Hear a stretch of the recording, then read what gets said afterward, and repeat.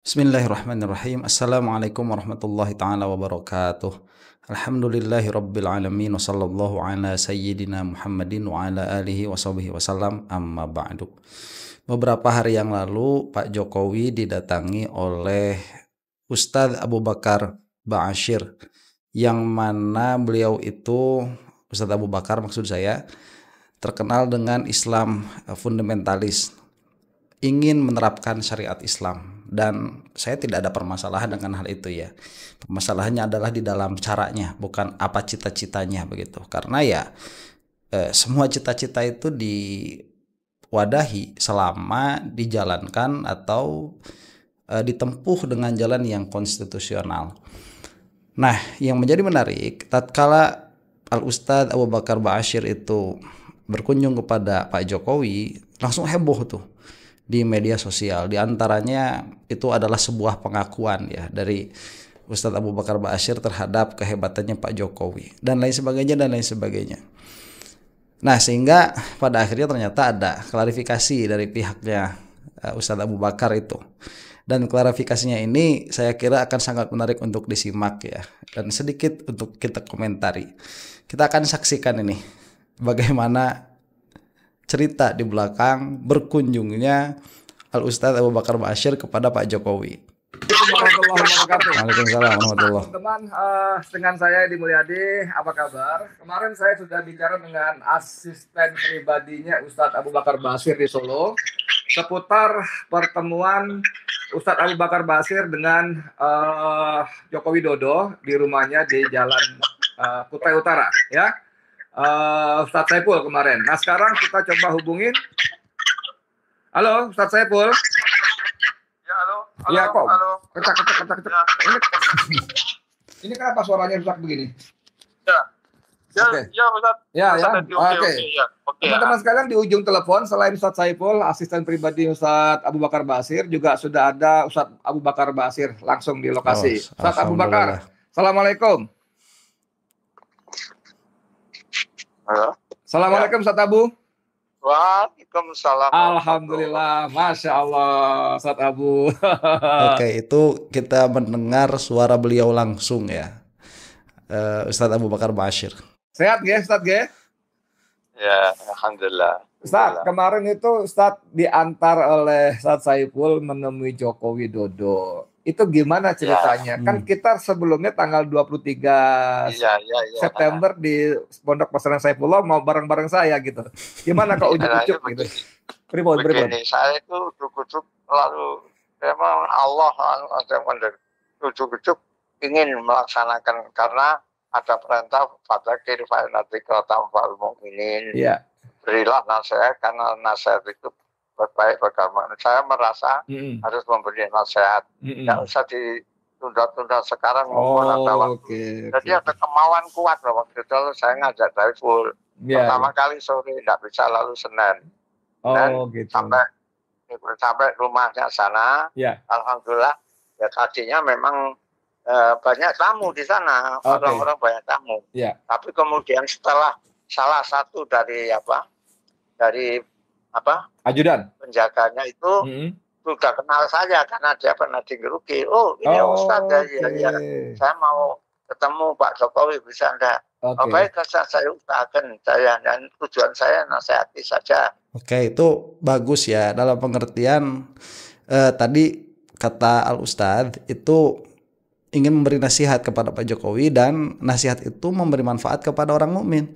Berarti husnuzon kan, melihat secara zahir ya Pak Jokowi Muslim begitu, tidak ada masalah dalam hal ini, dan itu adalah panggilan hati yang bagus. Memang memberi nasihat kepada pemimpin yang zalim, kita katakan demikian begitu ya, itu lebih bagus empat mata seperti ini, seperti Al-Ustadz Abu Bakar Ba'asyir ini. Makanya kalau misalkan semua diterima begitu ya, para asatidz diterima, kemudian orang-orang yang kontra terhadap Pak Jokowi diterima, akan bagus kalau ngobrol itu langsung saja begitu. Ya kecuali kalau tidak bisa diomongin. Oh ya, akhirnya diusahakan oleh dia. Betul, Pak Jokowi sedang keluar, tapi ditelepon, setelah ditelepon jawabnya ya boleh, tapi nanti jam 1. Jadi waktu itu kita jam 10. Akhirnya jam 1 saya datang lagi ke sana.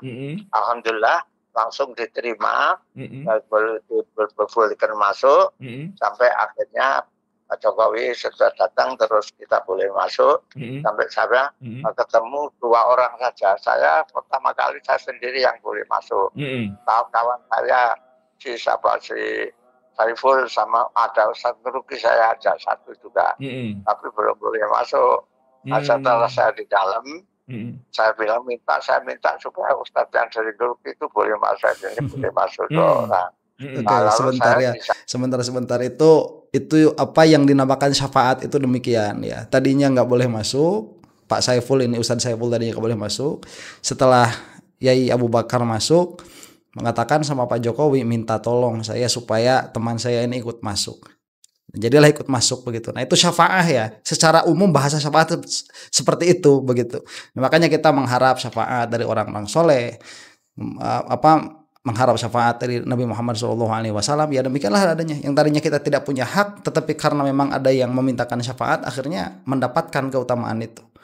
Karena menyampaikan nasihat, itu loh. Tadi saya bilang, Pak Jokowi, saya ini sebagai ustadz, wajib menyampaikan nasihat seperti perintahnya Allah kepada rakyat, kepada umat Islam, kepada orang kafir, kepada pemimpin, wajib ini.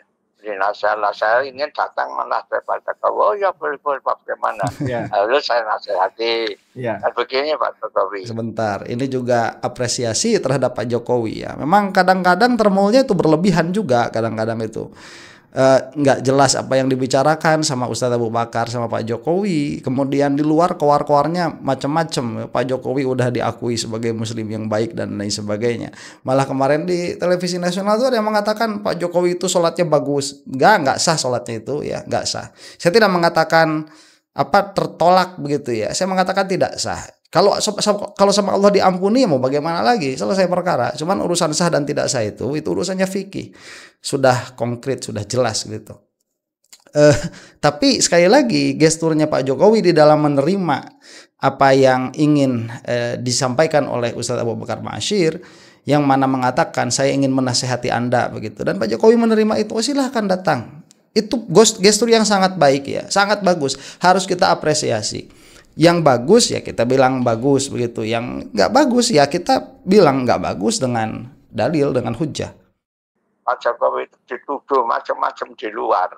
Kalau memang tuduhan itu palsu, nggak benar, Pak Jokowi harus sabar menghadapi itu. Nanti Allah akan menolong. Tapi kalau memang tuduhan itu benar, lebih baik Pak Jokowi mengakui dan bertobat. Itu lebih baik. Pak Jokowi mengakui saja. Ya saya menyesal, saya berbuat gini, saya bertobat. Itu. Nah, saya nasihatkan begitu. Nanti karena Pak Jokowi, Allah menciptakan manusia seperti firman-Nya, wa ma khalaqtul jinna wal insa illa liya'budun. Tidaklah aku ciptakan cinta manusia, tujuannya supaya hidupnya hanya untuk ibadah kepadaku. Tak terangkan nama dia. Ibadah ini maksudnya mengabdi. Bentuknya adalah menyembah dengan aturan dari Allah, lalu mengatur kehidupan pribadi, keluarga, masyarakat, dan negara hanya dengan hukum Allah. Oke, sebentar ya. Ini apa yang diucapkan oleh Ustadz Abu Bakar Ba'asyir ini sesuatu yang ijmali, sesuatu yang global begitu ya. Dalam pengertian beliau tidak menuduh apa-apa kepada Pak Jokowi ini. Sampai perkataan kita yang ini begitu ya. Cuman di luar itu ada banyak sekali tuduhan terhadap Jokowi ini. Nah kalau misalkan itu benar, kalau tuduhannya itu salah, yang sabarlah di dalam menghadapinya. Dalam pengertian ya, jangan sampai memenjarakan orang-orang kayak Roy Suryo itu. Ya buat apa Jokowi itu seorang raja yang sampai sekarang kekuatan politiknya masih mencengkram itu di rezimnya Pak Prabowo. Ngapain memenjarakan Roy Suryo dan lain-lain itu? Sabar saja sudah begitu ya. Karena itu permasalahan yang bisa diselesaikan dengan mudah. Tunjukkan ijazahnya. Kalau tidak ada ya akui tidak ada begitu. Atau kalau misalkan ada tetapi memang diserang sama orang-orang kayak Roy Suryo, ya biarin aja. Kan begitu kan, yang sabar itu menghadapinya. Tapi kalau itu benar ya bertaubatlah. Itu adalah nasihat yang umum. Kemudian Ustadz Abu Bakar Ba'asyir itu mengucapkan ayat yang sering banyak sekali disalahpahami begitu ya.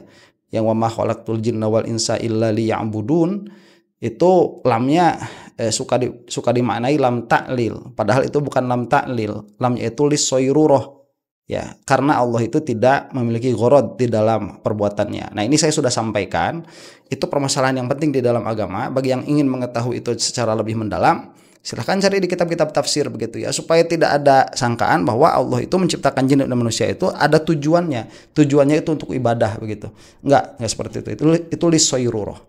Nah, cuman kalau misalkan ini dipakai dalam pengertian untuk memberi nasihat begitu ya, bukan untuk menjadikan sebuah akidah, saya rasa tidak ada permasalahan.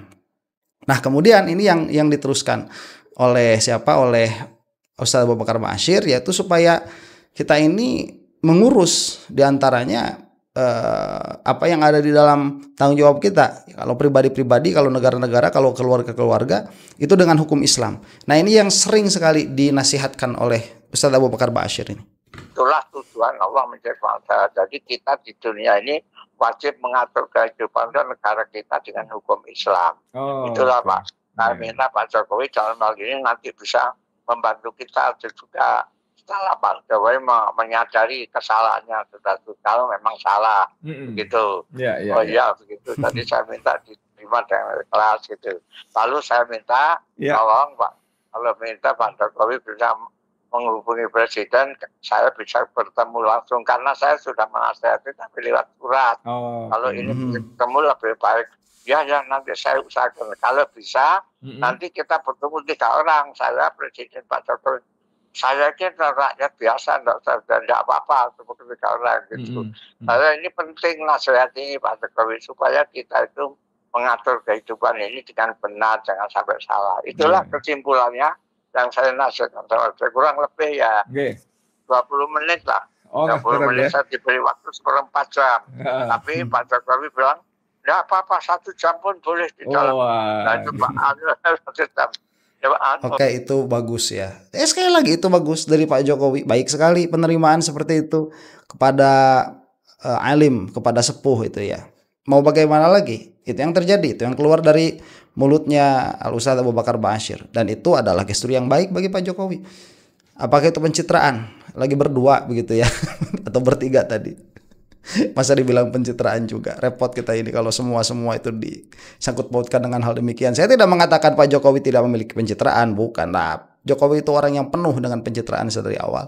Cuman ini bukan salah satu bagian dari dalamnya begitu saya kira. Karena Pak Jokowi pun manusia, dan manusia itu punya roh. Roh itu merasakan, kalau salah merasakan salah, kalau menderita ada perasaan penderitaan begitu ya. Saya tidak bisa menerka bagaimana perasaannya Pak Jokowi di dalam hatinya apa begitu ya. Siapa kita menerka apa yang ada di dalam hatinya Pak Jokowi? Tetapi kita melihat dari zahir saja, nampak lelah Pak Jokowi itu, nampak kelelahan memang. Dia bilang Ustadz, sebenarnya bukan Ustadz yang kesini, saya yang harus datang ke pesantren gitu. Dia bilang gitu. Ya sudahlah, yang penting saya minta Pak Jokowi apa yang saya nasihat itu Pak Jokowi melaksanakan. Mudah-mudahan Allah menolong ya gitu saja. Tapi terserah Allah yang akan merubah hati. Bukan saya hanya nasihat saja. Itu saja sudah. Lalu saya keluar, wartawan penuh sekali. Bentar, mohon maaf. Bentar, sebelum cerita di luar, waktu Ustadz Abu menasihati Pak Jokowi, khususnya pada bagian kalau tuduhan-tuduhan di luar tidak benar, Pak Jokowi harus sabar. Tapi kalau benar, baiknya Pak Jokowi ngaku saja dan bertobat. Itu bagaimana respon Jokowi gimana waktu itu? Ya mendengar ya saja. Sama sekali nggak bilang apa-apa. Sama sekali nggak bilang apa-apa. Ya. Pak Jokowi nggak ngomong apa-apa sama sekali. Ya enggak, ya semoga ya sih mudah-mudahan bisa gitu saja. Oh gitu. Jadi Pak Jokowi memang enggak ada menjawab apa, tapi nasihat saya ini Pak Jokowi supaya jangan sampai kita keliru, nanti hidup yang benar itu di akhirat, bukan di dunia, gitu. senang yang benar itu di akhirat, sedih yang benar itu di akhirat, bukan di dunia. Maka jangan sampai dunia kita ini merugikan akhirat, begitu.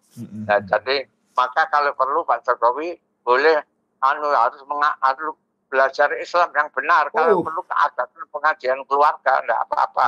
Supaya ngerti Islam yang benar, begitu. Iya. Ya, sebentar ya. Itu juga yang memang salah satu pentingnya pemimpin itu memiliki religiusitas yang baik, memiliki spiritualitas yang baik. Karena tanpa spiritualitas yang baik, tanpa religiusitas yang baik ya, seorang pemimpin itu dia tidak akan punya perasaan akan dipinta pertanggungjawabannya atas apa-apa yang dia katakan begitu.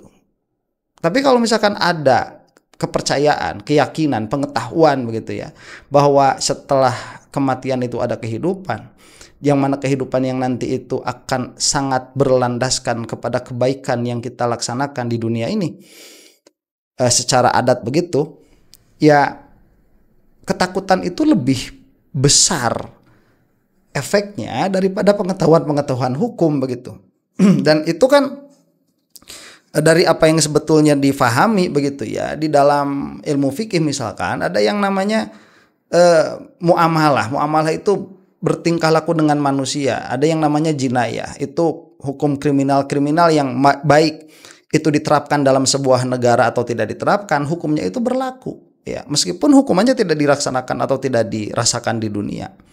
Nah, sebagaimana yang kita lihat misalkan dari Pak Jokowi ini, dari apa yang Jokowi dan kroni-kroninya ini lakukan di dalam mengangkat Gibran sebagai wakil presiden, itu banyak sekali hak-hak orang yang dilangkahi itu, ya, yang telah diberikan oleh mandat negara Indonesia sebagai negara yang demokratis, sebagai negara yang memiliki landasan keadilan sosial bagi seluruh rakyat Indonesia begitu. Ini permasalahan. Makanya entah kalau misalkan seorang pemimpin itu dia tidak memiliki sense of fear ya, rasa takut terhadap akhirat, akan sangat banyak sekali kejadian-kejadian yang merugikan begitu, baik secara material ataupun secara imaterial. Tapi sama sekali Pak Jokowi nggak komentar apa Pak Ustadz, cuma diam mendengarkan saja. Tidak, ya itu saja ya. Wajahnya gimana? Kayaknya sumringah, apa sedih, apa marah, apa bagaimana wajahnya? Ya enggak, biasa saja. Biasa saja ya. Biasa saja, malah itu tadi. Ya ini sebenarnya saya yang harus ke pesantren, bukan Ustadz yang kesini katanya begitu. Oke.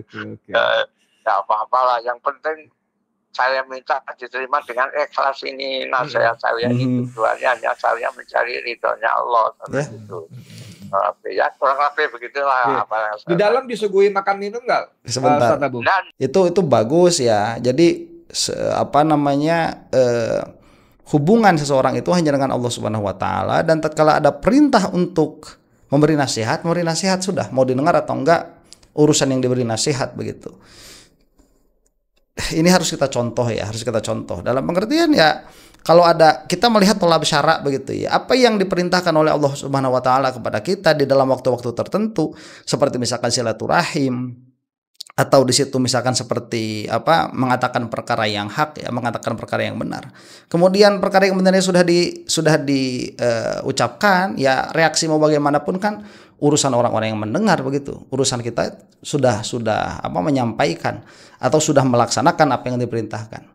Nah, tadi ini ada menarik juga dari hostnya ini, ngorek-ngorek terus sama Ustadz Abu Bakar Ba'asyir untuk mencari sesuatu yang menarik ya, yang bisa dieksploitasi di dalam perbincangan ini. Tapi memang tidak ada begitu ya, Pak Jokowinya lurus-lurus saja begitu. Kemudian ditanya raut muka juga, Ustadz Abu Bakar Ba'asyir tidak memberikan spekulasi apapun, dan itu adalah sebuah sikap yang bagus.